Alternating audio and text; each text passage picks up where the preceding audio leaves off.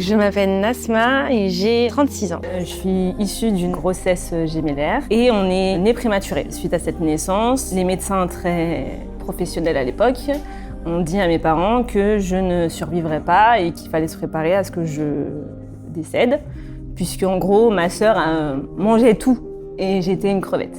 Je faisais 800 grammes à la naissance. Et au final, il s'est avéré que c'est ma sœur qui est partie. Voilà. Et début d'enfance difficile avec les hôpitaux, les opérations, etc.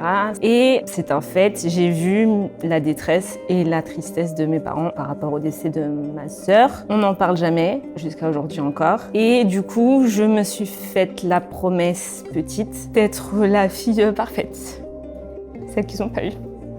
Donc, j'ai mis sous silence tout ce que je pouvais ressentir, quitte à m'oublier moi. Ça a été ma ligne de vie pendant 36 ans. J'ai toujours fait en fonction, que ce soit de mes parents, mon entourage, jamais en fonction de moi. Et du coup, ne facilitant pas les choses, mon handicap moteur a mis des barrières sur beaucoup de choses. C'est devenu un poids. J'arrive de moins en moins à cacher mon handicap, j'arrive de moins en moins à gérer la fatigue du corps, donc ça se voit plus. Donc les gens me regardent plus, donc les gens parlent plus, donc je m'isole plus.